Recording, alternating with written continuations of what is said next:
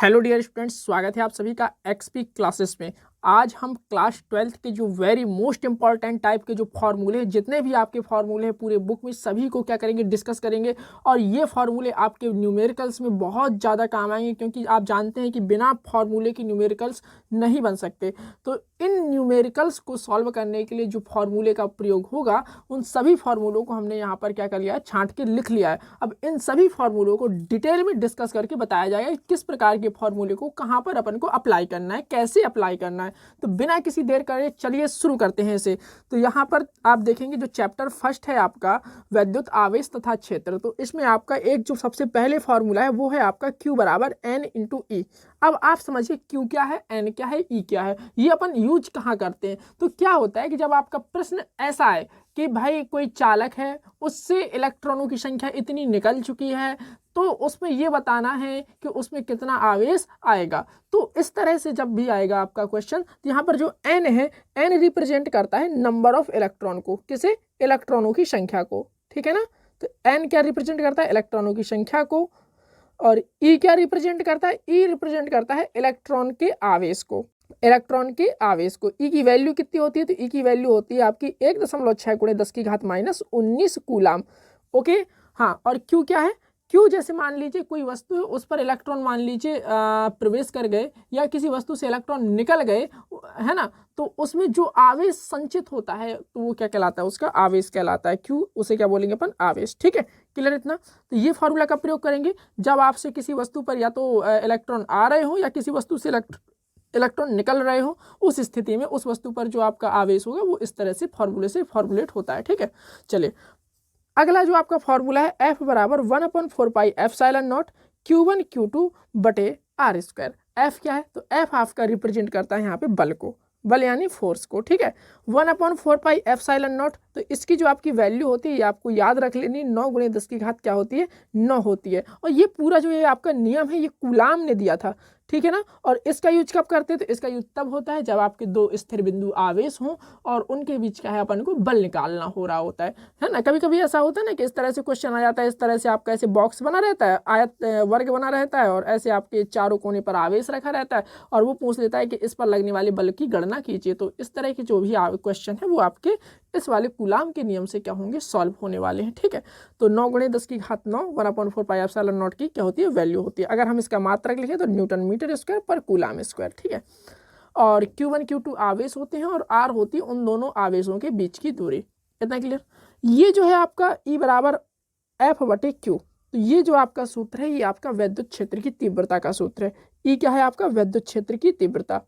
अब ये आपका कैसे निकालना है, देखिए क्या है कि वो कहेगा आपसे कि कोई बिंदु आवेश यहाँ पर रखा हुआ है, तो उस पर उसके कारण जो है आपका वैद्युत क्षेत्र की तीव्रता कितनी होगी। तो वैद्युत क्षेत्र की तीव्रता जब भी आपको निकालना हो तो इस फॉर्मूले से आप क्या करेंगे, यूज करेंगे। वैद्युत क्षेत्र की तीव्रता कैसी राशि है, एक सदिश राशि है। अच्छे से सुनते जाइए, वैद्युत क्षेत्र की तीव्रता कैसे आती है, सदिश राशि है। मात्रक क्या होता है, न्यूटन प्रति कूलाम होता है। अगर हम देखें कि वैद्युत क्षेत्र की तीव्रता अगर हम इस टर्म में लिखना चाहते हैं तो वो हो जाएगा 1/4πε0 Q बटे R स्क्वायर। तो ये हो जाएगा आपका 1/4πε0 Q बटे R स्क्वायर। अगला अगर हम देखें तो अगर हमें वैद्युत फ्लक्स के निकालना हो तो वैद्युत फ्लक्स के लिए आपका क्या आ जाएगा, φE बराबर E vector dot A vector, या आप इसे लिख सकते हैं EA cos थीटा। E क्या है आपका, E आपका वैद्युत क्षेत्र है।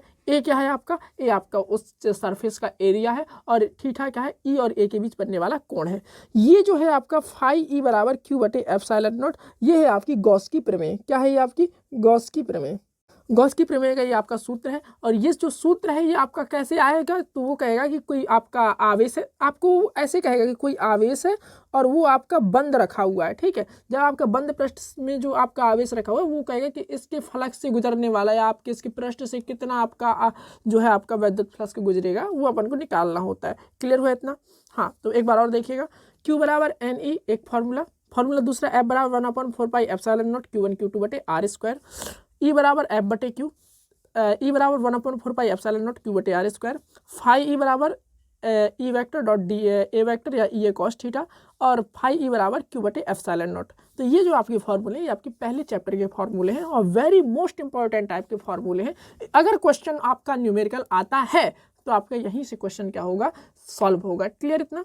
मतलब आप समझ रहे हैं बात को कि जब आप इन फार्मूलों को अच्छे से कवर कर लेंगे, कोई आपका कठिन फार्मूला नहीं है, बढ़िया आसान फार्मूले हैं, जब आप इन्हें अच्छे से कवर कर लेंगे तो आपकी न्यूमेरिकल कैसे बनेंगे, बढ़िया आसानी से बनते जाएंगे। चलिए अब हम बात करते हैं चैप्टर नंबर 2 की। तो दूसरे चैप्टर में जो इंपॉर्टेंट फार्मूले उनकी चर्चा करते हैं।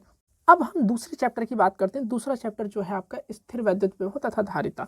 इसमें क्या होगा कि ये जो आपका सूत्र है ये काहे का दिया हुआ है, तो ये आपका है विद्युत विभव का सूत्र। अब ये आपका यूज कब होगा, तो ये यूज होगा तब जब आपको यहाँ पे वर्क दिया रहेगा और वो आपका आवेश दिया रहेगा। तो ये W क्या है आपका, तो W रिप्रेजेंट करता है आपका कार्य को, और ये Q क्या है आपका, Q आपका है आवेश, और V क्या है आपका, तो V है आपका विभव। क्लियर इतना? चलिए अगला जो है आपका V बराबर 1/4 पाई एप्सिलॉन नॉट Q बटे R। तो ये आपका बिंदु आवेश के कारण जो आपका विद्युत विभव होता है वो आपका इस तरह से होता है। 1/4 पाई एप्सिलॉन नॉट को आप जानते ही हैं, इसकी वैल्यू 9×10⁹ न्यूटन मीटर स्क्वायर प्रति कूलाम स्क्वायर होती है। Q आप जानते हैं आवेश है और R जानते हैं आपकी उसकी क्या है, दूरी है। ठीक है, जितनी दूरी पर अपन को विद्युत विभव क्या करना होता है, निकालना होता है। क्लियर इतना? अब आप यहाँ पर देखेंगे कि U बराबर, U क्या है, तो U आप जानते हैं U होती है आपकी वैद्युत स्थितिज ऊर्जा। ठीक है, वैद्युत स्थितिज ऊर्जा। ठीक है, तो इलेक्ट्रोस्टैटिक पोटेंशियल एनर्जी आपकी U है, और दो आवेशों के बीच ये लगती है, तो एक आपका आवेश Q1 हो गया, दूसरा आवेश आपका Q2 हो गया, और उन दोनों के बीच का जो सेपरेशन है वो कितना है, R है। ठीक है, अब देखिए संधारित्रों को आप जानते हैं, संधारित्रों का अगर हम श्रेणी क्रम देखें तो संधारित्रों का श्रेणी क्रम होता है 1/C बराबर 1/C1 plus 1/C2 plus 1/C3। इसका यूज कब होना है, तो वो आपको एक इस तरह से आपको डायग्राम बना के दे देता है और फिर पूछता है कि इनकी तुल्य धारिता बताइए, है ना। देखिए मैं बताता हूँ आपको कि वो आपको क्या करेगा संधारित्र के श्रेणी क्रम में, कि इस तरह से आपको संधारित्र लगा के दे देगा। यहाँ पे मान लो ऐसे 2 माइक्रोफैरेड दे दिया, यहाँ 3 माइक्रोफैरेड दे दिया, यहाँ पे 5 माइक्रोफैरेड दे दिया, और वो कहेगा कि तुल्य धारिता बताओ A से B के बीच की। तो यहाँ पर आप क्या करेंगे कि संधारित्रों का श्रेणी क्रम वाला सूत्र लगाएंगे। इसका श्रेणी क्रम का सूत्र क्या होता है, 1/C बराबर 1/2 प्लस 1/3 प्लस 1/5। क्या करेंगे, पहले इसे सॉल्व करेंगे और फिर उसका व्युत्क्रम करेंगे, तो जो C की वैल्यू आएगी वो होगी आपकी संधारित्र के श्रेणी क्रम की वैल्यू। ठीक है, चलिए अब आगे चर्चा करते हैं हम संधारित्रों का समांतर क्रम। समांतर क्रम में क्या होता है कि जब संधारित्रों को हम समांतर क्रम में जोड़ देते हैं तो कुछ इस तरह से जोड़ते हैं संधारित्रों को समांतर क्रम में। ठीक है, तो इस तरह के प्रश्न आते हैं। आपने देखा होगा कि प्रश्न हमेशा ऐसे रहते हैं कि कभी कभी कुछ संधारित्रों को श्रेणी क्रम में जोड़ देते हैं, कुछ को समांतर क्रम में जोड़ देते हैं। अभी आएंगे हम प्रश्न भी करवाएंगे इनसे रिलेटेड, तो आप वहाँ पे देखिएगा। तो यहाँ पर आप देखते हैं कि संधारित्र जब समांतर क्रम होता है तो उनका जो तुल्य धारिता का सूत्र होता है वो होता है C बराबर C1 plus C2 plus C3। अगर अब हम देखें समांतर प्लेट संधारित्र की धारिता, और समांतर प्लेट संधारित्र क्या होती है कि तो यहाँ पे आप देखेंगे कि एक आपकी ये प्लेट हो गई और एक आपकी ये प्लेट हो गई, ये दोनों प्लेटें हो गई। एक प्लेट का क्षेत्रफल आपका A है, इन दोनों प्लेटों के बीच की दूरी क्या है आपकी D है।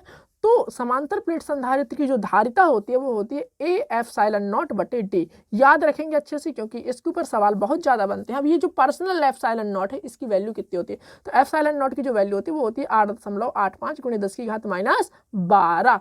तो ये आपको वैल्यू इसकी क्या कर लेनी है, याद कर लेनी है अच्छे से।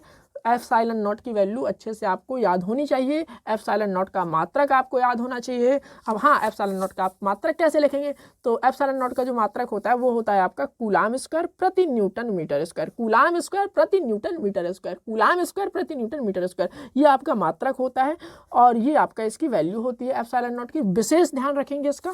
चलिए आगे चलते हैं। तो ये है समांतर प्लेट संधारित्र की धारिता C बराबर A एप्सिलॉन नॉट बटे D। अगर हम बात करें कि अगर समांतर प्लेट संधारित्र जो था, अगर हम उसके प्लेटों के बीच K परावैद्युतांक वाला पदार्थ भर दें तो उसकी जो धारिता हो जाएगी वो क्या हो जाएगी, C बराबर A एप्सिलॉन नॉट K बटे D। तो वो हो जाएगी आपकी C बराबर A एप्सिलॉन नॉट K बटे D, अर्थात उसकी जो धारिता है वो क्या हो जाएगी आपकी, बढ़ जाएगी। अगला क्या है आपका, अगला है C बराबर Q बटे V। तो C बराबर Q बटे V यानी ये क्या है कि जैसे हम क्या है कि समांतर प्लेट संधारित्र के दोनों प्लेटें हैं ना, जैसे हम इसमें आवेश उत्पन्न होता है तो इनके प्लेटों के बीच क्या है, विभवांतर उत्पन्न हो जाता है। तो जैसे हम इसे आवेश देते हैं तो इनके प्लेटों के बीच जो विभवांतर उत्पन्न हो जाता है, जो अपन ने आवेश दिया और इसके बीच जो उत्पन्न विभवांतर है उसके अनुपात को हम बोलते हैं समांतर प्लेट संधारित्र की क्या, या संधारित्र की क्या बोलते हैं अपन, उसे धारिता बोलते हैं। इतना क्लियर। हाँ, अब बात आ जाती है कि गोलीय चालक संधारित्र की धारिता, तो वो होती है आपकी 4 pi epsilon not into R।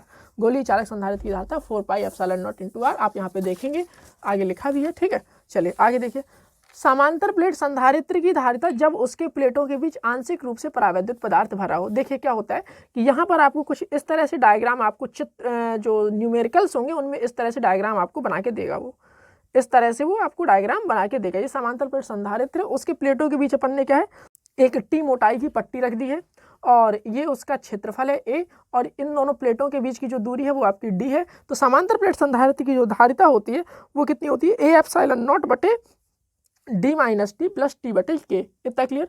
अगला है जो है आपका वो है संधारित्र की स्थितिज ऊर्जा। ये आपको फॉर्मूले याद कर लेने हैं अच्छी तरह से, और इसके ऊपर बेस्ड जो न्यूमेरिकल्स हैं बहुत ज़्यादा आते हैं, इसके ऊपर बेस्ड न्यूमेरिकल्स बहुत ज़्यादा आते हैं। अच्छे से ध्यान रखिएगा, संधारित्र की स्थितिज ऊर्जा 1/2 CV², अच्छे से याद रखिएगा, बहुत ज़्यादा इसके ऊपर बेस्ड न्यूमेरिकल्स आते हैं। संधारित्र की स्थितिज ऊर्जा 1/2 CV², ठीक है। और सी क्या है आपका, तो सी है आपकी संधारित्र की धारिता, सी क्या है आपकी संधारित्र की धारिता।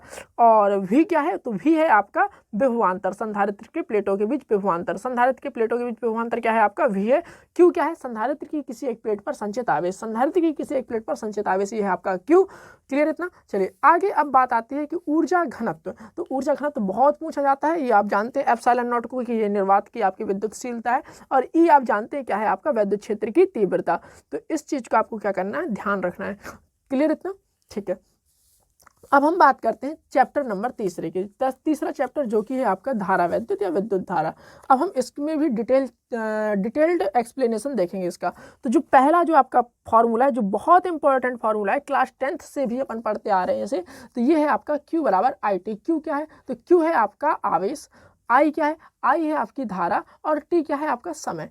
तो अगर वो कहे कि किसी भी पदार्थ से है ना इतने इलेक्ट्रॉन निकल रहे हैं प्रति सेकेंड, तो जो भी आपका इस तरह से प्रश्न क्वेश्चन आएगा, तो जैसे मान लो इलेक्ट्रॉनों की संख्या दी है, तो यहाँ पे आप Ne लिख सकते हैं, यहाँ पे आप लिख सकते हैं IT, ठीक है। Q = Ne अपन पढ़ ही चुके थे, ठीक है। अगर उसने कहा कि किसी धातु की प्लेट से इतने इलेक्ट्रॉन प्रति सेकंड निकल रहे हैं, है ना, तो उस पर आप बताइए कि उससे धारा कितनी एम्पियर प्रवाहित हो रही। तो इस तरह के जो भी क्वेश्चन है, तो इस तरह के फॉर्मूले से क्या होंगे, लगेंगे। अगला जो है आपका, ये जो है आपका I = NeAVT, ये क्या है, तो ये है आपका अनुगमन वेग धारा में संबंध। कभी कभी ये पता है डायरेक्ट आपसे एक नंबर में पूछ लेता है, जो एक नंबर के क्वेश्चन आते हैं ना, दो सेकंड पार्ट वाले, हाँ, तो वो आपसे पूछ लेता है, जो very short answer type question होते हैं, कि अनुगमन वेग और धारा में क्या करिए, संबंध लिखिए। तो I = NeAVD, अनुगमन वेग और धारा में संबंध, I = NeAVD। N क्या है आपका, तो N है जो आपके जो पर वॉल्यूम जो है आपका इलेक्ट्रॉनों की संख्या जो है आपकी, और E क्या है आपका इलेक्ट्रॉन पर आवेश है, A क्या है आपका, तो A उसका क्षेत्रफल है, किसका, तो A जो है आपका उसका पृष्ठ क्षेत्र, अनुप्रस्थ काट का क्षेत्रफल है। VD क्या है, तो VD आपका क्या है, अनुगमन वेग। तो VD आपका अनुगमन वेग है, या इसी को हम इंग्लिश में बोलते हैं ड्रिफ्ट वेलोसिटी, ठीक है। तो ये क्या है, अनुगमन वेग धारा में संबंध। ये कब आता है, जब आपका अनुगमन वेग दे रहा हो, धारा दे रहा हो, है ना, A दे रहा हो और N पूछ रहा हो, या इनमें से मतलब कोई एक चीज दे देगा और एक पूछ देगा, मतलब कोई भी चीज गोल करके पूछ लेगा। जैसे मान लो उसने धारा नहीं दी, बाकी सब चीजें दे दी, तो आपसे पूछेगा भाई इसमें कितनी धारा प्रवाहित हो रही है, या मान लो सब कुछ दे दिया, उसने पूछा कि भाई इसमें कितने इलेक्ट्रॉन प्रवाहित वो हो रहे हैं, ठीक है। या आपसे वो इसका पृष्ठ क्षेत्रफल पूछ सकता है, या आपसे क्या पूछ सकता है, आपसे पूछ सकता है उसका VD या अनुगमन वेग, या उसके अनुप्रस्थ काट का क्षेत्रफल, कुछ भी पूछ सकता है इन सब चीजों को देकर, ठीक है। चलिए अगला जो है आपका फॉर्मूला है, वो है आपका J = I/A। अब J क्या है, I क्या है, A क्या है, इसे आप समझिए। तो J जो है आपका धारा घनत्व है, क्या J आपका है धारा घनत्व। तो J है आपका धारा घनत्व, और आप यहाँ देखेंगे कि J जब आपका धारा घनत्व है, A आपका क्षेत्रफल है, I आपकी क्या है, धारा है। तो क्लियर हुआ इतना कि एकांक क्षेत्रफल में जितनी आपकी क्या है, एकांक पृष्ठ क्षेत्रफल में जितनी भी आपकी धारा प्रवाहित होती है, वो आपका क्या कहलाता है, धारा घनत्व कहलाता है, ठीक है। क्लियर हुआ इतना, ठीक है। तो ये आपका धारा घनत्व है, ये आपका धारा है, I धारा है, A आपका क्षेत्रफल है, J आपका धारा घनत्व है, ठीक है। तो धारा घनत्व, धारा और क्षेत्रफल, अगर इन तीनों में रिलेशन आ जाए, या ऐसा आपसे पूछा जाए कि कभी धारा दे दे और आपको क्षेत्रफल दे दे, धारा घनत्व पूछ दे, तो जो भी आपसे इस तरह से प्रश्न पूछता है घुमा फिरा के, तो आप इससे टैकल कर सकते हैं उसे। अब देखिए अपन ने क्या किया कि धारा घनत्व और अनुगमन वेग में संबंध, तो धारा घनत्व और अनुगमन वेग में संबंध क्या हो जाएगा, J = NeAVD। एक्चुअली क्या किया अपन ने, I की वैल्यू रख दी NeAVD, A से कैंसिल हो गया, तो हो गया NeVD। तो J = NeVD। VD क्या है आपका अनुगमन वेग है, और J क्या है आपका धारा घनत्व है। अगला है आपका, ये जो बहुत ज़्यादा पेपर में आता है, अनुगमन वेग में और आपका जो श्रांति काल है, इनमें क्या संबंध, तो ये होता है VD = EV/ml × τ।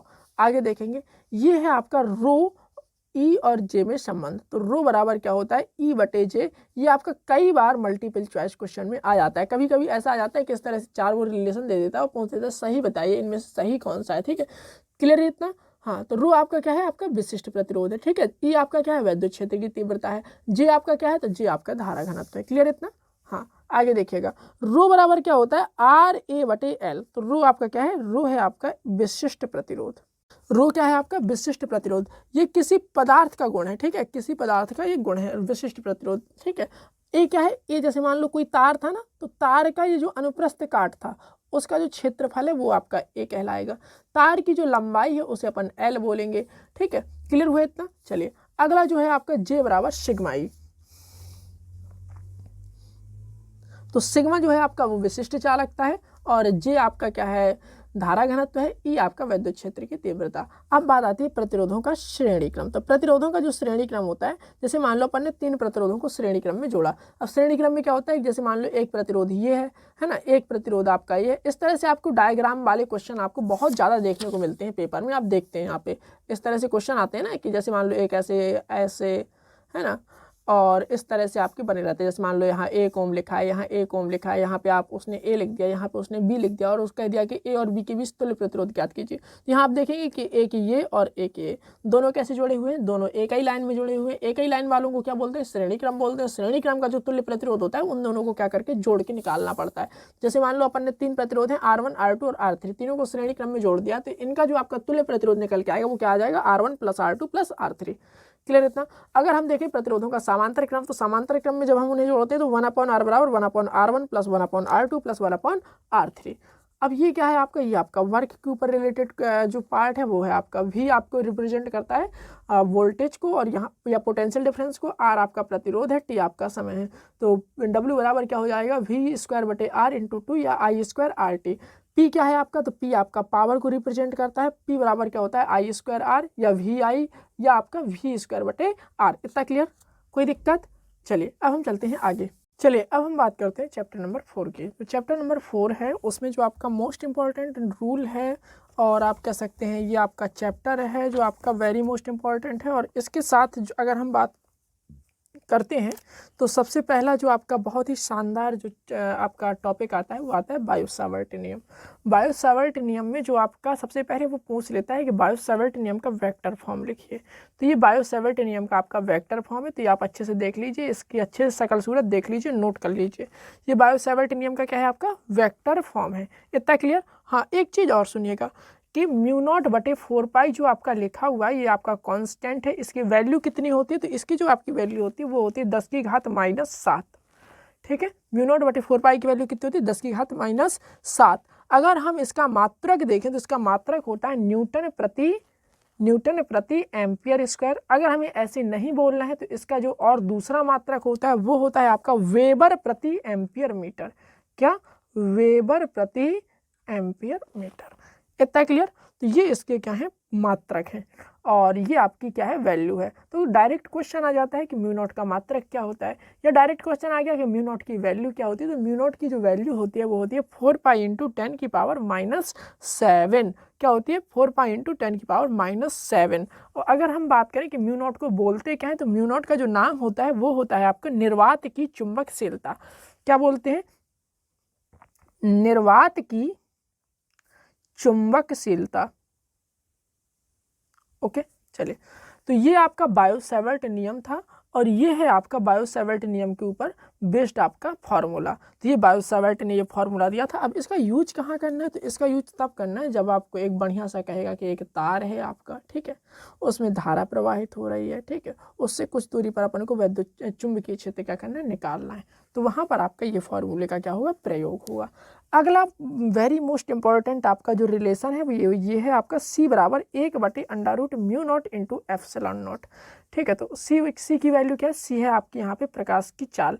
तो C की जो वैल्यू है 3 × 10⁸ मीटर प्रति सेकंड। कभी कभी भैया डायरेक्ट क्वेश्चन आ जाता है कि μ0 × ε0 की वैल्यू कितनी होती है, या कभी कभी ऐसे पूछ देता है √μ0 × ε0 की वैल्यू कितनी होती है, या कभी कभी ऐसे पूछ देता है 1/√μ0 × ε0 की वैल्यू कितनी होती है। तो अगर इस तरह से कोई भी क्वेश्चन आता है तो आप उसे कर लेंगे इतना मेरा विश्वास है। देखिए कैसे, जैसे मान लो mu not into epsilon not की वैल्यू पूछता है तो दोनों साइड आपको होल स्क्वायर कर देना है, तो यहाँ सी स्क्वायर हो जाएगा 1/म्यू नॉट इंटू एप्सिलॉन नॉट। जब ये हो गया तो म्यू नॉट एप्सिलॉन नॉट को वहाँ ले जाइए तो हो जाएगा 1/सी स्क्वायर, तो म्यू नॉट एप्सिलॉन नॉट की वैल्यू 1/सी square, under root mu not epsilon not की वैल्यू तो ये हो जाएगा आपकी 1/c। तो इस तरह से आप इसे कर सकते हैं। क्लियर इतना? हाँ, ये है आपके बायो-सावर्ट का जो आपका नियम था ना, ये उसके अनुप्रयोग के अंतर्गत आते हैं। अब ये आपका अनुप्रयोग कैसे, तो ये जो आपका अनुप्रयोग है ये क्या है आपका, तो ये है आपका परिमित लंबाई के, कैसे, परिमित लंबाई के ऋजुरेखीय धारावाही चालक के कारण चुंबकीय क्षेत्र। अब ये आपका कैसे होगा, तो ये इसमें आपको क्या कहेगा कि एक भैया अच्छा सा एक लंबा सा तार है और एक तार है, उस पर धारा आई क्या हो रही है, प्रवाहित हो रही है। उस तार के कारण किसी बिंदु पर अपने को क्या है, चुंबकीय क्षेत्र क्या करना है, निकालना है। तो वो आपका इस फॉर्मूले से लगेगा, B बराबर mu nought upon 4 pi I/R sine phi 1 plus sine phi 2। इस फॉर्मूले से क्या हो जाएगा, ये फॉर्मूलेट होके निकलेगा। B आपका क्या है, B आपका चुंबकीय क्षेत्र है। क्लियर इतना? चलिए आगे चलते हैं। आगे ये वृत्ताकार धारावाही कुंडली के अक्ष के अनुदिश चुंबकीय क्षेत्र, तो वृत्ताकार धारावाही कुंडली के अक्ष के जो अनुदिश चुंबकीय क्षेत्र है वो आपका इस तरह से फॉर्मूले से क्या होगा, निकल के आएगा। इतना क्लियर हुआ? कोई दिक्कत? हाँ, अब हम बात करते हैं कि ये सब इसमें है क्या, एन क्या है, आई क्या है, ए क्या है, ए स्क्वायर क्या है, आर स्क्वायर क्या है। तो सुनिएगा, म्यू नॉट अपॉन 4 पाई इसकी वैल्यू आप जानते हैं। एन क्या है, नंबर ऑफ टर्म्स, फेरों की संख्या आपकी एन हो जाएगी। आई क्या है, उसमें प्रवाहित होने वाली क्या धारा, जो आपकी वृत्ताकार धारावाही कुंडली है उसमें जो धारा प्रवाहित हो रही है वो है। ठीक है, ए क्या है, तो ये जो वृत्ताकार धारावाही कुंडली थी उसकी त्रिज्या है, तो ए जो है आपकी क्या है, वृत्ताकार धारावाही कुंडली की त्रिज्या है। ठीक है, एक्स क्या है, तो एक्स जो है आपका उसके केंद्र से उस बिंदु तक की क्या है, आपकी दूरी है। क्लियर इतना? अब हम बात करें कि कुंडली के केंद्र पर चुंबकीय क्षेत्र, तो कुंडली का जो केंद्र है उस पर जो चुंबकीय क्षेत्र होता है वो कितना होता है, तो B बराबर म्यू नॉट NI/2A।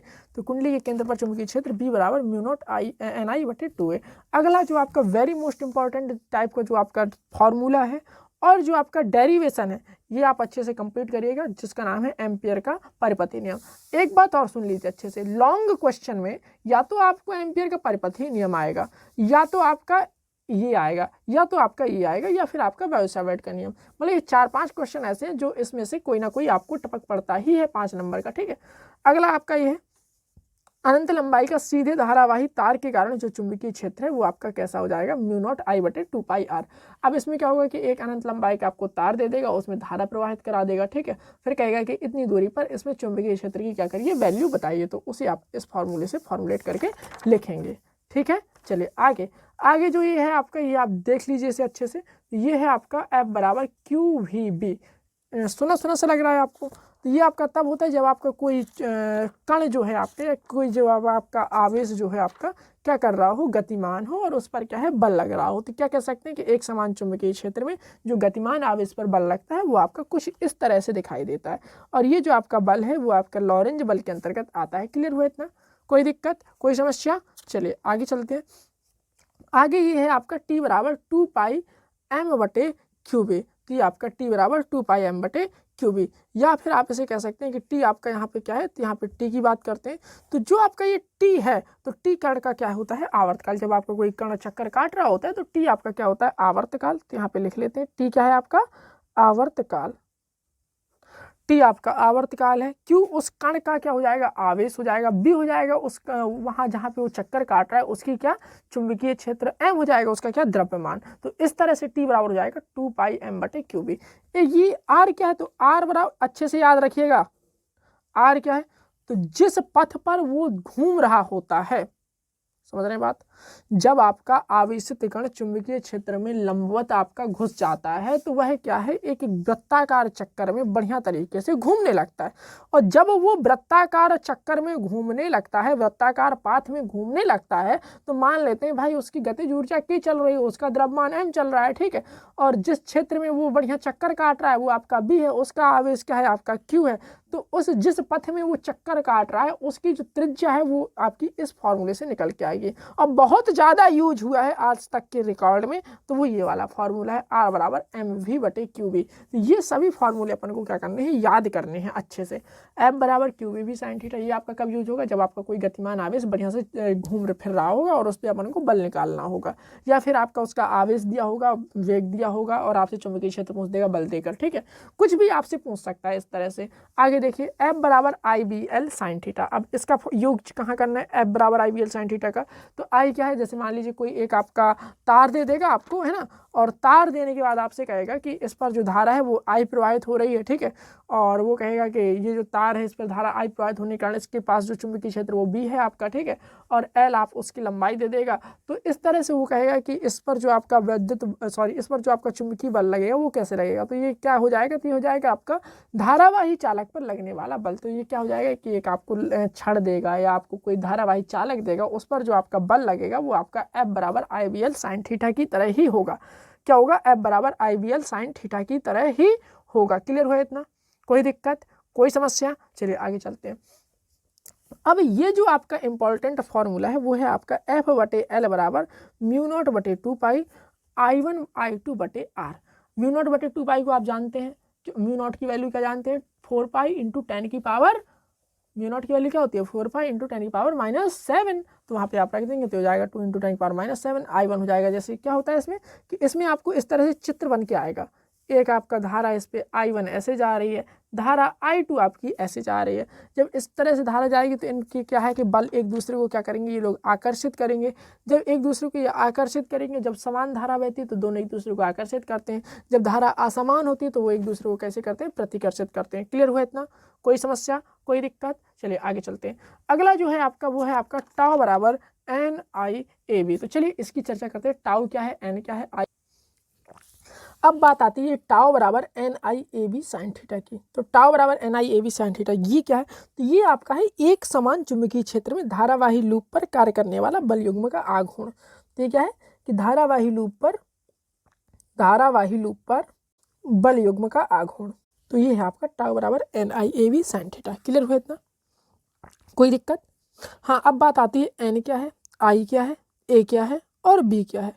तो जो आपका ए है वो तो आपका क्षेत्रफल हो गया, ठीक है। आई उस पर क्या हो जाएगी, काम करने वाली धारा हो जाएगी, ठीक है। एन हो जाएंगे उसमें नंबर ऑफ टर्म्स, उसके जो फेरों की जो संख्या है वो एन हो जाएगी, ठीक है। अगला अगर हम बात करें तो ये है आपका टाउ बराबर एम बी साइन थीटा। तो एम क्या है आपका, तो एम आपको अपन ने इन दोनों को मिला के अपन ने एम बना दिया, ठीक है।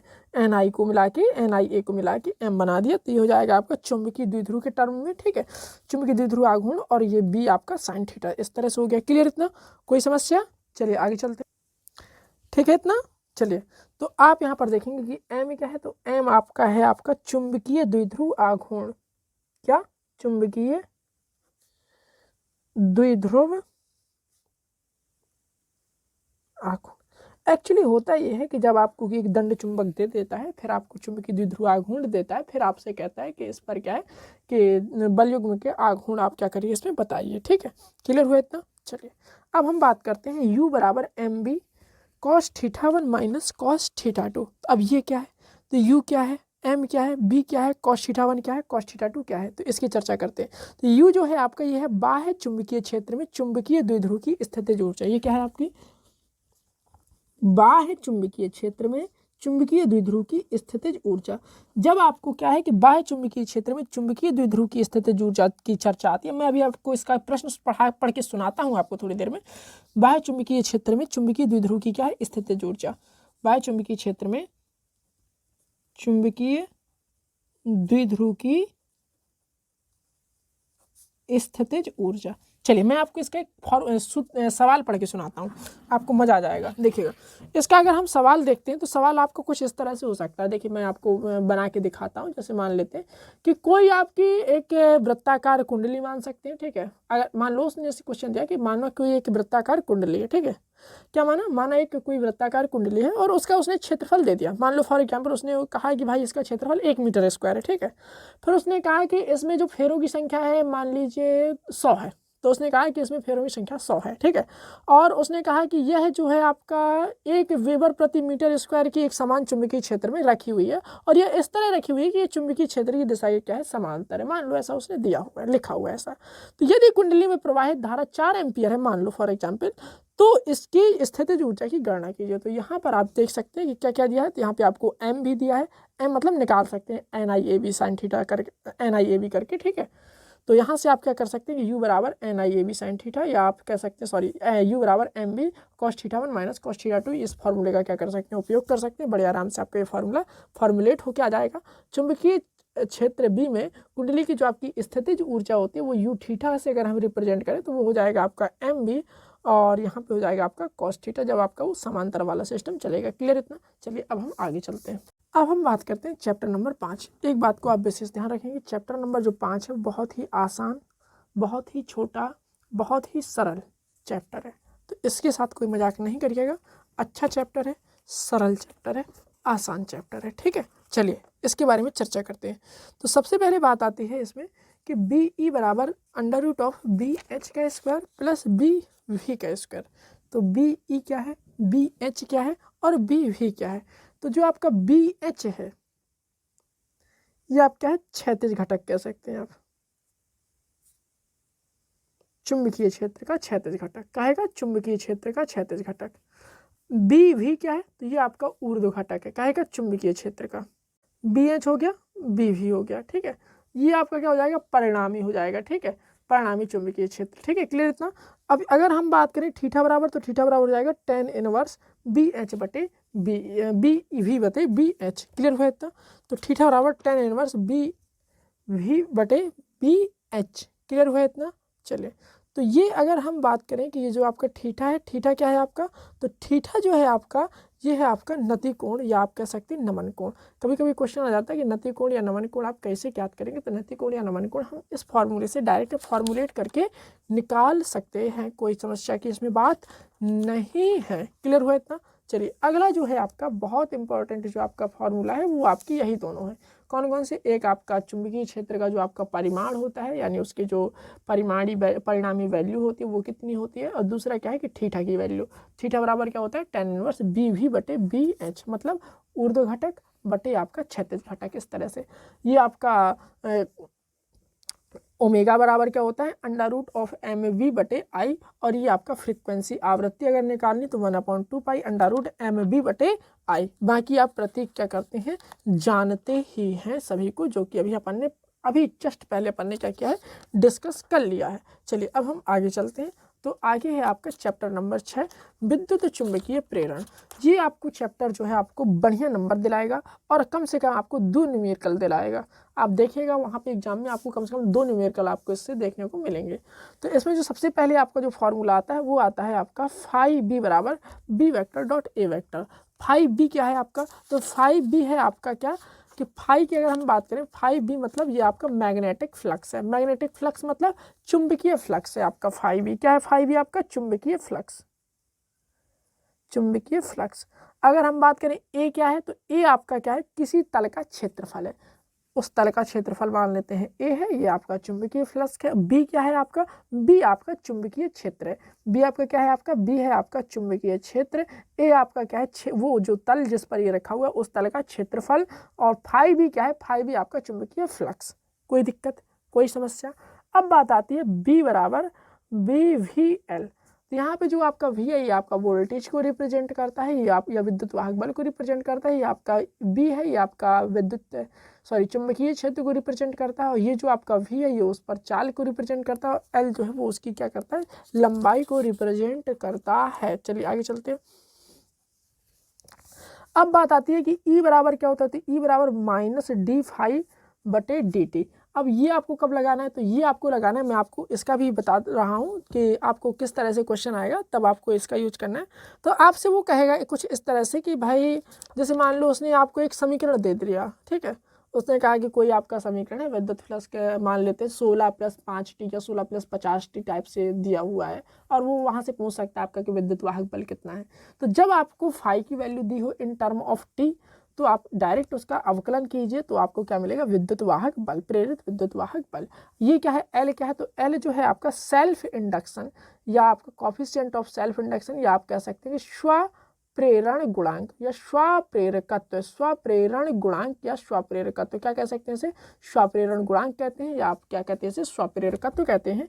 किसे, एल को, किसे, एल को। और ई को आप जानते हैं, ये आपका प्रेरित विद्युत वाहक बल है, प्रेरित विद्युत वाहक बल है।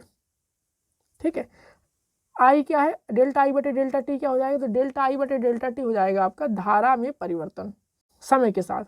एल बराबर क्या हो जाएगा, तो एल बराबर हो जाएगा एन फाई बी बटे आई। तो ये आपका एक नया फार्मूला है, फार्मूला नंबर दूसरा। एल आपका स्वप्रेरण गुणांक है, एन मतलब आपका फेरों की संख्या है, फाई बी क्या है आपका चुंबकीय फ्लक्स है, और आई क्या है धारा है। तो जब आपका फेरों की संख्या दी हो कुंडली में और धारा दी हो और चुंबकीय फ्लक्स के दिया हो और आपसे क्या है कि स्वप्रेरण गुणांक या स्वप्रेरकत्व आपसे पूछ लिया जाए तो आप इस फॉर्मूले का प्रयोग करेंगे। एक चीज़ और ध्यान दीजिए, एल का जो मात्रक होता है वो क्या होता है आपका हेनरी होता है, ठीक है। तो एल का मात्रक हेनरी होता है। स्वप्रेरण गुणांक की परिभाषा बहुत ज़्यादा आई है, स्वप्रेरकत्व की परिभाषा बहुत ज़्यादा आई हुई है पेपर में। चलिए आगे चलते हैं।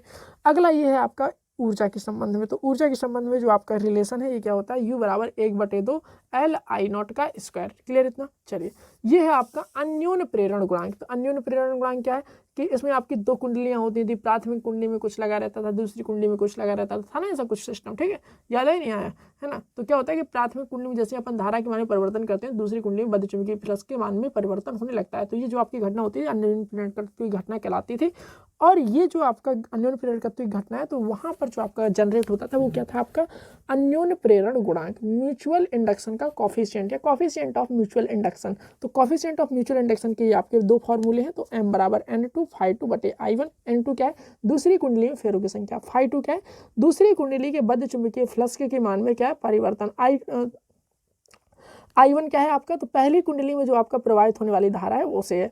अगर हम इसे इस टर्म में लिखें तो E बटे डेल्टा I1 बटे डेल्टा टी।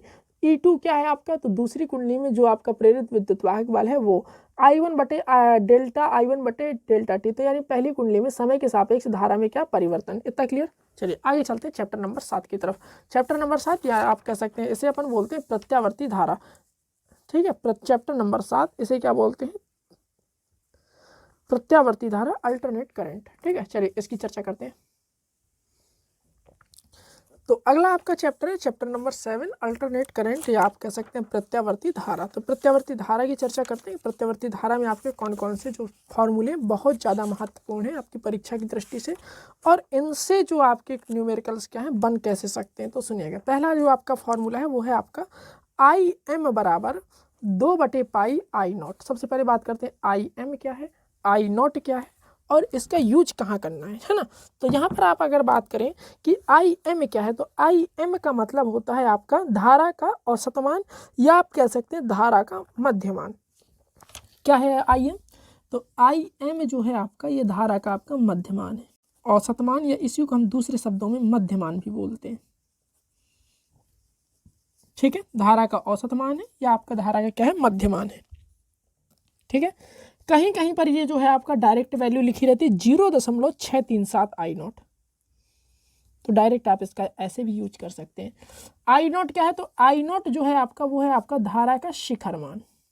क्या है आपका I0, धारा का शिखर मान। IRMS क्या है, तो IRMS ये है आपका root mean square value of current, यानी धारा का वर्ग माध्य मूल मान, धारा का वर्ग माध्य मूल मान। ये आपका क्या होगा, तो ये देखिए जब आपको पूछेगा कि कोई जो आपकी प्रत्यावर्ती धारा परिपथ में उसमें जो आपका धारा है उसमें जो आपकी धारा प्रवाहित हो रही है उसका जो आपका मान है अधिकतम मान या शिखर मान या शीर्ष मान कुछ दे देगा, और शीर्ष मान देने के पश्चात वो आपसे पूछेगा इस धारा का वर्ग माध्य मूल मान बताइए। तो वर्ग माध्य मूल मान के लिए आपको कुछ नहीं करना, जो आपकी शिखर धारा होगी उसमें √2 का क्या कर देना है, भाग कर देना है। ऐसे ही आपका VRMS बराबर क्या हो जाएगा, तो V0 बटे √2 ये हो जाएगा आपका वोल्टेज का या विभव का वर्ग माध्य मूल मान, प्रत्यावर्ती वोल्टेज का वर्ग माध्य मूल मान। एक चीज और देखिएगा, ये और ये इनके डेरिवेशन जरूर कर लेना, डेरिवेशन हमने बहुत कराए हुए, इन दोनों के डेरिवेशन जरूर कर लेना, इनके डेरिवेशन आते रहते हैं। और हाँ न्यूमेरिकल्स तो आते ही हैं, अच्छे से समझना बात को। आगे चलेंगे। XL क्या है, तो XL आपका होता है प्रेरण प्रतिघात, ये नाम है इसका। क्या है नाम, प्रेरण प्रतिघात। कुछ नहीं होता है, एक तरह का प्रतिरोध होता है, जो आपकी कुंडली होती है ना तो उसका जितना प्रतिरोध होता है वही कहलाता है प्रेरण प्रतिघात। अब तो आप ऐसे समझो। और उसकी जो आपकी वैल्यू होती है वो क्या होती है, ω_L।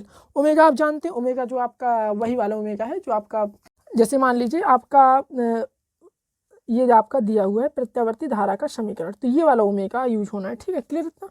ओमेगा हो गया। एल आप जानते हैं, एल क्या है आपका, तो एल होता है आपका स्वप्रेरण गुणांक या प्रेरकत्व। कौन सा? स्वप्रेरकत्व। कहीं कहीं पे प्रेरकत्व लिखा रहता है, कहीं कहीं पे स्वप्रेरकत्व लिखा रहता है, कहीं कहीं पे स्वप्रेरण गुणांक लिखा रहता है। एल एक्सएल का जो मात्रक होता है, मात्रक क्या होता है, तो इसका मात्रक ओम होता है, ठीक है। चलिए एफ क्या है, तो एफ उसकी क्या है, आवृत्ति, क्लियर इतना। चलिए अगर हम एक्ससी की बात करें तो एक्ससी क्या है, तो एक्ससी है आपका धारतीय प्रतिघात, ये भी आपका प्रतिरोध की तरह है। एक्ससी की वैल्यू क्या होती है, 1/ओमेगा c, ठीक है। जेड की अगर हम बात करें तो जेड बराबर क्या होता है, √XL माइनस XC का स्क्वायर प्लस R का स्क्वायर, ठीक है।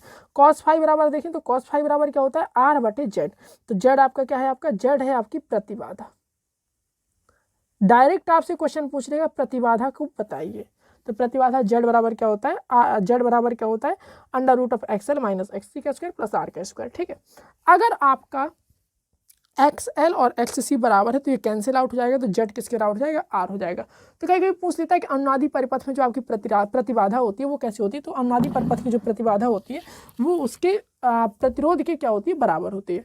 आगे देखिए, ये आपका कलांतर है, क्या है ये आपका कलांतर, वोल्टेज और धारा के बीच कलांतर, ओके। चलिए ये क्या है आपका, तो ये श्रेणीबद्ध जो आपका LCR परिपथ है उसमें उसकी क्या है, अनुनादी की क्या है, आवृत्ति है, अनुनादी आवृत्ति।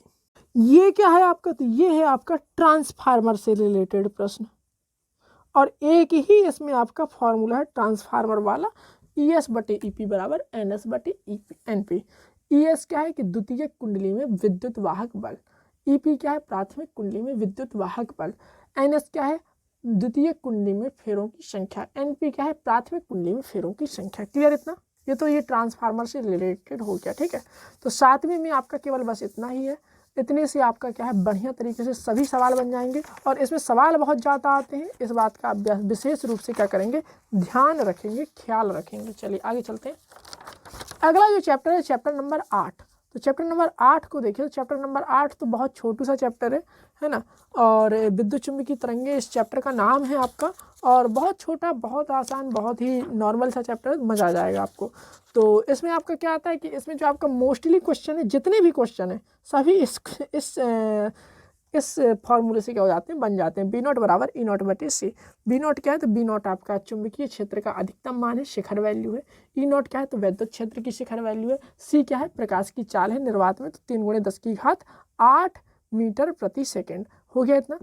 और ये जो आपका संचरण नियतांक है, तो इसे आप ध्यान रखिएगा, संचरण नियतांक के बराबर क्या होता है, 2π/λ, और ये आपका आवृत्ति C बराबर क्या होता है, सॉरी न्यू बराबर क्या होता है, C/λ। C क्या है यहाँ पे आपका, C जो है आपके प्रकाश की चाल है, क्लियर इतना। ये तीनों फार्मूले अच्छे से ध्यान रख लेना। इसके अलावा इससे क्या है क्वेश्चन नहीं बनते, केवल अगर क्वेश्चन बनता है तो वो आपका इससे क्वेश्चन बनता है। B0 बराबर E0/C, कभी कभी इसका भी यूज हो जाता है। चलिए आगे चलते हैं। अगला जो है आपका वो है आपका किरण प्रकाशिकी, रे ऑप्टिक्स। यहाँ से आपकी क्या है दूसरी बुक क्या हो जाती है, शुरू हो जाती है रे ऑप्टिक्स से। अब देखिए रे ऑप्टिक्स में जो है आपका परावर्तन तो आपके सिलेबस में है नहीं, तो यहाँ अपवर्तन से शुरू होता है। अपवर्तन में सबसे पहले लेंस आपका आ जाता है ना, तो लेंस से शुरू करते हैं। तो इसमें क्या क्या है आपका लेंस, तो ये आपका लेंस का फॉर्मूला है 1/f बराबर 1/v माइनस 1/u। अब 1/f क्या है, v क्या है, u क्या है, तो इन सभी तीनों की क्या कर लेते हैं, चर्चा कर लेते हैं कि f है, v है और u क्या है। तो f जो होता है वो लेंस की क्या होती है, फोकस दूरी। क्या होती है लेंस की फोकस दूरी। v क्या होती है, तो v होती है कि लेंस से प्रतिबिंब तक की दूरी। क्या होती है, लेंस से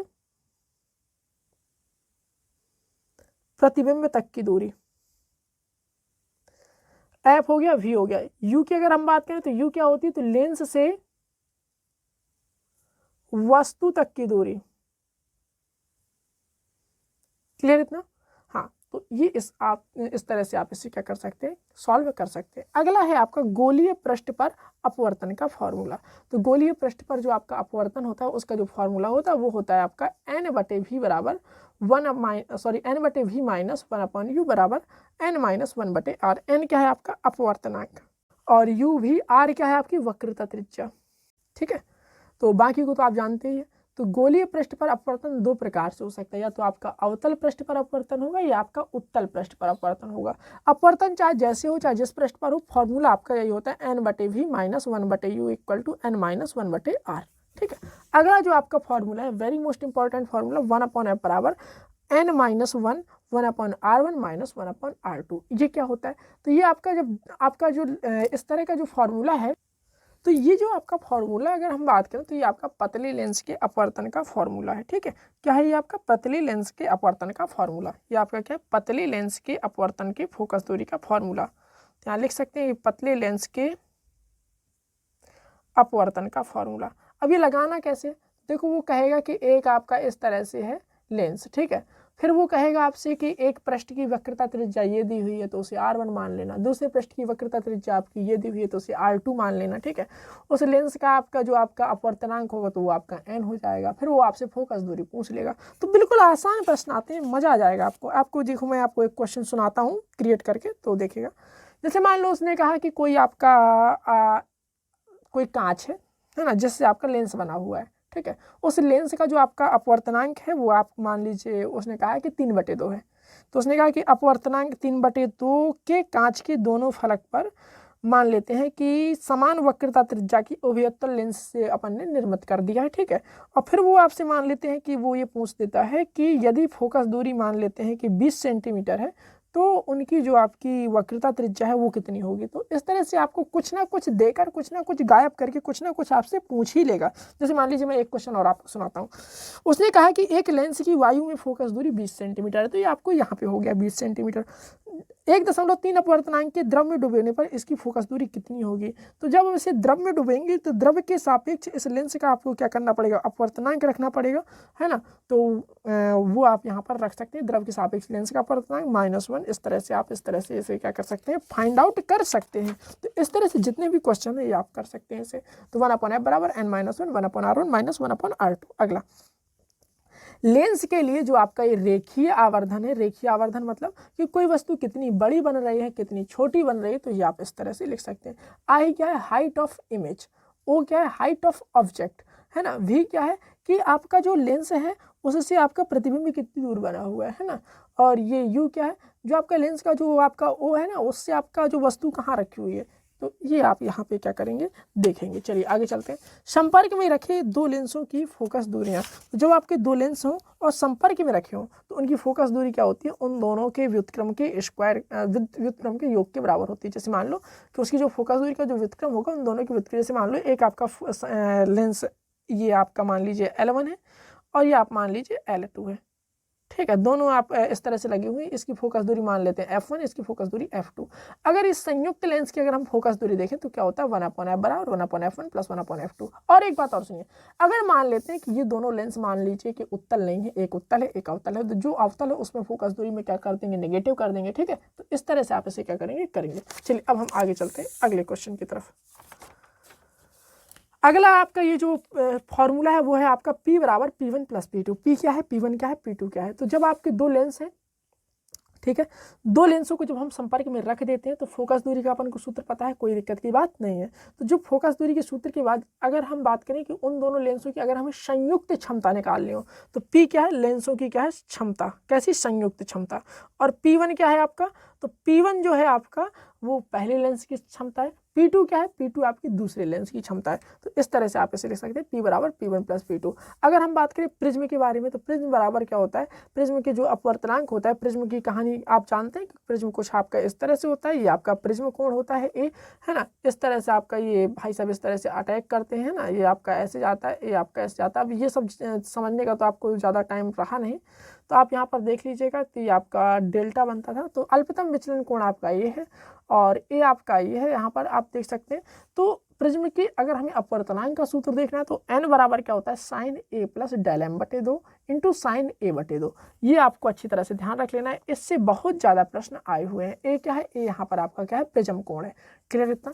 तो इससे क्वेश्चन बहुत ज़्यादा आए हुए हैं, इसे आप अच्छे से पढ़िएगा, अच्छे से देखिएगा, अच्छे से समझिएगा। कोई समस्या? चलिए अब हम आगे चलते हैं। पतले प्रिज्म द्वारा विचलन, तो पतले प्रिज्म द्वारा जो विचलन होता है वो डेल एम बराबर क्या होता है, n-1 इंटू ए। तो ये है पतले प्रिज्म द्वारा विचलन का फॉर्मूला, डेल एम बराबर n-1 इंटू ए। वर्ण विक्षेपण क्षमता या इसी को हम बोलते हैं परिक्षेपण क्षमता, तो वर्ण विक्षेपण क्षमता का जो आपका सूत्र है वो है आपका NV माइनस NR बटे NY-1। क्लियर इतना। चलिए अब हम बात करते हैं सूक्ष्मदर्शी। सूक्ष्मदर्शी में क्या है कि सूक्ष्मदर्शी में जब आपका प्रतिबिंब कैसा हो, स्पष्ट दृष्टि की न्यूनतम दूरी पर बने। कहाँ बने, स्पष्ट दृष्टि की न्यूनतम दूरी पर। अगर आपका सूक्ष्मदर्शी दे रखा है, सूक्ष्मदर्शी से जो आपका क्वेश्चन आता है, जब आपका प्रतिबिंब स्पष्ट दृष्टि की न्यूनतम दूरी पर बने तो आपका जो आपका आवर्धन होता है वो कितना होता है, तो आवर्धन ये एम क्या है, एम आपका आवर्धन है। आवर्धन मतलब किसी भी प्रतिबिंब को आप कितना बड़ा बना रहे हैं, ठीक है, या उसके गुने को कितना कर रहे हैं, ठीक है। क्लियर हुआ इतना। तो V नॉट U नॉट ये हो जाएगा 1 प्लस D क्या है, D है आपकी स्पष्ट दृष्टि की न्यूनतम दूरी। तो D है आपकी क्या, स्पष्ट दृष्टि की न्यूनतम दूरी, जो कि आपकी 25 सेंटीमीटर होती है। स्पष्ट दृष्टि की न्यूनतम दूरी, इसकी वैल्यू कितनी होती है, 25 सेंटीमीटर, ठीक है। चलिए आगे चलते हैं। खगोलीय दूरदर्शी, खगोलीय दूरदर्शी क्या है, खगोलीय दूरदर्शी के लिए जो आपका फॉर्मूला है वो होता है आपका m बराबर -FO बटे FE 1 प्लस FE बटे D। ये क्या है, जब आपका प्रतिबिंब आपका स्पष्ट दृष्टि की न्यूनतम दूरी पर बन रहा हो। अगर आपका प्रतिबिंब अनंत पे बन रहा हो तो खगोलीय दूरदर्शी के लिए जो आपका फॉर्मूला होता है वो क्या होता है, आवर्धन के लिए -FO बटे FE। इतना क्लियर। चलिए आगे चलते हैं। तो ये आपके 9th चैप्टर में बस इतने ही प्रश्न थे। अब हम बात करते हैं चैप्टर नंबर 10 की। तो चैप्टर 10 को आप विशेष रूप से ध्यान दीजिएगा, अच्छे से पढ़िएगा। चैप्टर 10 जिसका नाम है आपका वेव ऑप्टिक्स, मतलब तरंग प्रकाशिकी, ठीक है। तो इसमें क्या है, तो इसमें जो आपका है पहला है आपका प्रकाशिकी पथ। तो प्रकाशीय पथ क्या है, तो आपको कुछ नहीं करना, आपको D और N इन दोनों को ध्यान रखना। जिस माध्यम में प्रकाश चल रहा है ना, उसके द्वारा जितनी तय करी गई दूरी है और उस माध्यम का अपवर्तनांक है, उनकी जो गुणनफल की जो वैल्यू आती है वो आपका प्रकाशिकीय पथ कहलाता है। आई मैक्स बटे आई मिन equal to A1 plus A2 का होल स्क्वायर बटे A1 माइनस A2 का स्क्वायर। ये क्या है, तो आई मैक्स क्या है कि जो आपकी तीव्रता है ना प्रकाश की, वो उसका, और ये जो तीव्रता है उसके न्यूनतम वैल्यू, इसका जो आपका अपॉन में या आप कह सकते हैं रेशियो, वो क्या होता है A1 प्लस A2 का square upon A1 minus A2 का स्क्वायर। ये क्या है, ये आपका कलांतर और पथांतर में क्या है आपका संबंध। तो कलांतर बराबर 2 पाई अपॉन लैम्डा पथांतर। तो ये क्या है आपका कलांतर पथांतर में संबंध। तो कलांतर एवं पथांतर में संबंध। क्लियर इतना। चलिए आगे चलते हैं। दीप्त फ्रिंज की स्थिति, तो दीप्त फ्रिंज की स्थिति क्या होती है, तो दीप्त फ्रिंज की स्थिति होती है XM बराबर M लैम्डा कैपिटल D बटे छोटा d। कैपिटल D क्या है, तो कैपिटल D है आपका कि स्लिट से पर्दे तक की दूरी। क्या है आपका, स्लिट से, मैं आपको चित्र बना के ही समझा दे रहा हूँ सीधे सीधे। यहाँ पे आप देखिएगा, कुछ आपको इस तरह से डायग्राम बना दिखाई देगा। तो यहाँ से यहाँ तक की जो आपकी दूरी वो कैपिटल D होती है। इन दोनों के बीच की दूरी क्या होती है, स्मॉल d होती है। ये आपका कुछ इस तरह से होता है ना, ये आपका कुछ इस तरह से होता है, सही से बन जा, ये आपका कुछ इस तरह से होता है, ठीक है। क्लियर इतना। हाँ, ये होती है कहानी। यहाँ पर जैसे मान लो ये आपका y दूरी पर क्या बन रही है, दीप्त फ्रिंज बन रही है, तो उसकी जो आपकी वैल्यू हो जाएगी वो क्या हो जाएगी, M लैम्डा D बटे D। अदीप्त फ्रिंज के लिए देखें, तो अदीप्त फ्रिंज के लिए अगर हम देखते हैं तो M-1/2 लैम्डा D बटे D। ये हो गया आपका अदीप्त फ्रिंज के लिए, ठीक है ना। हाँ, क्लियर इतना। चलिए अगर हम बात करें कि फ्रिंज चौड़ाई कितनी होती है, तो फ्रिंज चौड़ाई अगर हम देखें, क्या फ्रिंज चौड़ाई, तो फ्रिंज चौड़ाई अगर हम देखें तो W बराबर क्या होता है, लैम्डा D बटे D। फ्रिंज चौड़ाई होता है क्या है, तो किन्हीं दो क्रमागत फ्रिंजों की जो बीच की दूरी होती है उसी को अपन फ्रिंज चौड़ाई बोलते हैं। चाहे वो आपकी दीप्त फ्रिंज हो और चाहे भी अदीप्त फ्रिंज हो, उनके बीच की दूरी। आगे बात आती है दूरदर्शी की क्या, विभेदन सीमा। दूरदर्शी की विभेदन सीमा 1.22 लैम्डा बटे D। क्लियर इतना, कोई दिक्कत, कोई समस्या। चलिए अब हम चलते हैं चैप्टर नंबर 11 की तरफ। चैप्टर नंबर 11 में जो सबसे महत्वपूर्ण जो आपका टॉपिक है वो है आपका ये वाला। ये क्या है, आइंस्टीन का प्रकाश वैद्युत समीकरण। ये क्या है आपका, आइंस्टाइन का प्रकाश वैद्युत समीकरण। किसका, आइंस्टीन का प्रकाश वैद्युत समीकरण, ठीक है ना, कोई दिक्कत। हाँ, तो ये आपका आइंस्टीन का प्रकाश वैद्युत समीकरण है, ठीक है। उसने ये बताया था कि जैसे हम किसी धातु के पृष्ठ पर प्रकाश डालते हैं उच्च आवृत्ति वाला बढ़िया सा, ठीक है, तो क्या होता है कि धातु के जो आपका जो जैसे अपन ने डाला, तो जो आपके जो फोटोन है ना, हाँ, वो अपनी ऊर्जा किसी एक इलेक्ट्रॉन को दे देंगे। अब इलेक्ट्रॉन क्या निकलेगा, तो कार्यफलन बराबर ऊर्जा तो देगा ही, और कार्यफलन से अगर मान लो ज़्यादा है तो भाग जाएगा, है ना। तो यही आपकी कहानी थी, आपकी प्रकाश वैद्युत समीकरण जो आपका आइंस्टीन ने दिया था वो आपका कुछ इस तरह से था। और ई के क्या है आपका, ई के रिप्रेजेंट करता है उसकी गतिज ऊर्जा को, है ना। वो ये न्यू जो आपका दे रखा है, न्यू क्या है, तो न्यू है आपकी आवृत्ति, जिस आवृत्ति का आप उसमें क्या कर रहे हैं, प्रकाश फेंक रहे हैं। न्यू नॉट क्या है, तो न्यू नॉट है आपकी दहली आवृत्ति। और आपका जो एच है, एच आपका क्या है आपका, तो एच मतलब ये है आपका प्लांक कांस्टेंट। तो एच है आपका प्लांक कांस्टेंट, इसकी वैल्यू होती है 6.67 गुणे 10 की घात -34। अगर हम इसका मात्रक देखें तो मात्रक होता है इसका क्या, जूल सेकेंड, ठीक है। अगली ये डी ब्रोगली भाई साहब का है, ठीक है। तो ये क्या है कि P बराबर एच बटे लैम्डा, क्लियर हुए इतना। तो ये आपका डी ब्रोगली वाले का है, ठीक है। चलिए अब इन्हीं को इसने क्या है मॉडिफाई करके रख दिया है, तो डी लैम्डा बराबर एच बटे पी हो जाएगा, ठीक है। लैम्डा बराबर अगर हम यहाँ से निकालें तो लैम्डा बराबर क्या हो जाएगा आपका, एच बटे पी। अब पी की वैल्यू क्या होती है, संवेग, संवेग की वैल्यू क्या होती है, √2m के।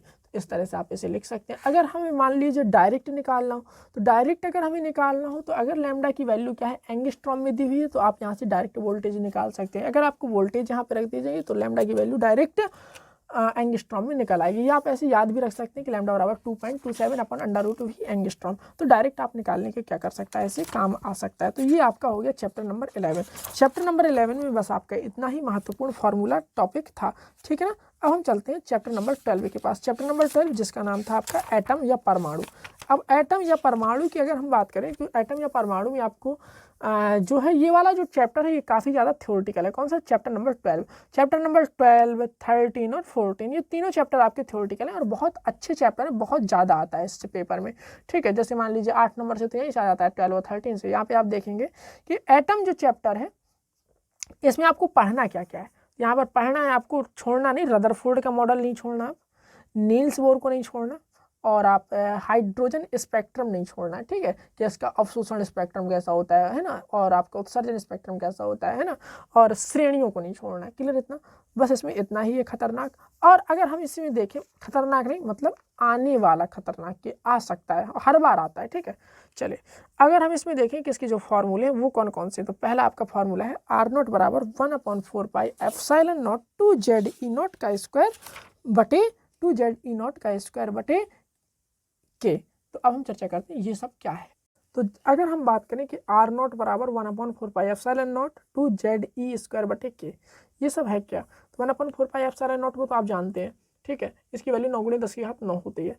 जेड क्या है, तो जेड जिस जो आपका नाभिक है ना उससे जो टकरा रहा है उसके परमाणु क्रमांक है, था ना कि आपका अल्फा कण ऐसे जा रहा था भयंकर रूप से, ठीक है। ई क्या है आपका इलेक्ट्रॉन का आवेश है, ठीक है।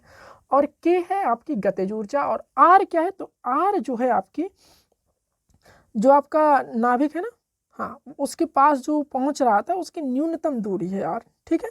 क्या है आपकी आर, तो आर है आपका अल्फा कण की नाभिक के निकटतम पहुंचने की दूरी। तो यहाँ पे मैं लिख भी सकता हूँ कि R0 है आपका अल्फा कण के नाभिक के निकटतम पहुंचने की दूरी। हाँ, अब आपका अगला है आपका एक जो आपका फॉर्मूला है वो है आपका न्यू बराबर E2 - E1 बटे एच, ठीक है। तो न्यू बराबर E2 - E1 के बटे एच। न्यू क्या है, आवृत्ति है, ठीक है। E2 आपका क्या है, दूसरे संक्रमण ऊर्जा स्तर में आपकी ऊर्जा है, पहले वाले में E1 है, ठीक है। एच बटा एच क्या है आपका प्लांक नियतांक। ये है आपका आर बराबर, अगला आपका फॉर्मूला है आर बराबर क्या, ये आपका नील्स बोर का दिया हुआ है। अगला है आपका आर बराबर n² h² ε0 बटे πZme², ठीक है। तो ये जो आपका फॉर्मूला है ये आपका है हाइड्रोजन सदृश परमाणुओं के लिए, जो आपका बोहर का जो सिद्धांत था वो उसके लिए है, ठीक है। और ये आर क्या है, तो ये जिस कक्षा में वो घूम रहा होता है वो कक्षा की त्रिज्या होती है आर। क्या होता है कि आपका इलेक्ट्रॉन कुछ इस तरह से चक्कर काट रहा होता है, ऐसे खट खट खट खट, तो दिस इज कॉल्ड आर। और ये जो आर की वैल्यू है वो क्या होती है, n² h² ε0 बटे πmZe²। क्लियर इतना, चलिए अगला है 1/λ बराबर r 1/n1 - 1/n2², ठीक है। तो 1/n1² - 1/n2²। आर आपका यहाँ पर क्या है, रिडबर्ग नियतांक। क्या है आपका, पहली बार सुन रहेगा ना, तो आर जो है आपका यहाँ पे क्या है, रिडबर्ग नियतांक। अगर हम बात करें कि रिडबर्ग नियतांक जो है इसका मात्रक क्या होता है, इसकी जो आपकी वैल्यू क्या होती है, तो जो आपका रिडबर्ग नियतांक होता है इसकी जो वैल्यू होती है वो होती है 1.09 × 10⁻7 मीटर इनवर्स। ये आपका रिडबर्ग नियतांक है, इसकी क्या होती है, वैल्यू होती है। क्लियर हुआ इतना? ठीक है, जब आप क्वेश्चन करेंगे तो ये आपका क्या है, बहुत काम आएगा। चलिए अब हम बात करते हैं चैप्टर नंबर 13 जिसका नाम था नाभिक। ठीक है, तो चैप्टर 13 जिसका नाम नाभिक है या न्यूक्लियाई या न्यूक्लियस, जो भी आपको बोलना हो वो आप बोल सकते हैं बड़े आराम से, कोई समस्या की इसमें बात नहीं है। तो एक आपका सबसे पहले इसमें जो आपका फॉर्मूला है वो आता है प्रकट हो कि R बराबर R0 A⁻1/3। तो ये आपका द्रव्यमान संख्या। इस तरह से आप इसे क्या कर सकते हैं, सॉल्व कर सकते हैं। जब आपका R दिया हो, R0 हो और A⁻1/3 आपका दे रखा हो, तो इस तरह से आप इसे करते हैं। चलिए, तो ये हो गया आपका R बराबर R0 A⁻2/3। अगर हम इसे लिखना भी चाहें तो यहाँ पे आप लिख भी सकते हैं। जैसे R क्या है आपका, तो R जो है आपका नाभिक की त्रिज्या है, ठीक है, और R0 क्या है, तो R0 जो है आपका वो मूलानुपाती नियतांक है। A क्या है, तो A आपको स्टार्टिंग में ही बताया था क्या है, आपका द्रव्यमान संख्या। ठीक है, तो ये इस तरह से। अगला आपका जो क्वेश्चन आता है वो आता है आपसे कि एक AMU में कितने किलोग्राम होते हैं, तो ये आपसे पूछ लिया जाता है। फिर E बराबर क्या होता है, डेल्टा MC²। ये आपका इस तरह से आपका ये जो आपके चैप्टर 13 तक है, सभी प्रकार के आपके न्यूमेरिकल्स में जो काम आने वाले जितने भी आपके फॉर्मूले थे वो अपन ने क्या कर लिए हैं, कंप्लीट कर लिए। चैप्टर 14 में आपका 1-2 फॉर्मूले हैं जो कि न्यूमेरिकल्स में काम नहीं आते हैं। ठीक है, न्यूमेरिकल्स उसमें है ही नहीं है। 1-2 न्यूमेरिकल्स हैं वो जनरली पेपर में नहीं आते चैप्टर 14 में, क्योंकि बहुत ज़्यादा थ्योरी दी हुई है तो वो थ्योरी से ही जनरली पूछते हैं। तो इसलिए हमने चैप्टर 14 के जो फॉर्मूले हैं वो हमने नहीं लिए हुए हैं, क्योंकि उसमें 1 या 2 फॉर्मूले ही हैं और वो जो है आपके आते भी नहीं है पेपर में। तो इतना क्लियर। तो ये आपको यहाँ तक आपको देख लेना है। इतने न्यूमेरिकल्स तो आपको कहीं पर भी छोड़ के नहीं जाने हैं। अच्छे से आपको इन न्यूमेरिकल्स को कहीं छोड़ना नहीं है। तो इन न्यूमेरिकल्स को अगर हमें छोड़ना नहीं है तो अपने को फार्मूले याद होने चाहिए। तो हमें 1 से लेके ये जो 13 तक जो फार्मूले हमने बताए हुए हैं, जितने बताए हुए हैं, इसे आप अच्छे से एक बार देख लीजिए। जब 1-2 बार आप देखेंगे, पढ़ेंगे तो अपने आप याद हो जाएंगे, कोई दिक्कत की उसमें बात नहीं है। जब आपको बढ़िया तरीके से फार्मूले पता होंगे, फार्मूले आप सीधे सीधे फिट करिएगा, बता दिया है कि इसमें क्या क्या होना है। फार्मूला आप रखिए, वहाँ पर आप वहाँ से क्वेश्चन उठा के वैल्यू रखिए, सीधे आप आंसर पाइए और उसमें कोई दिक्कत की बात नहीं है।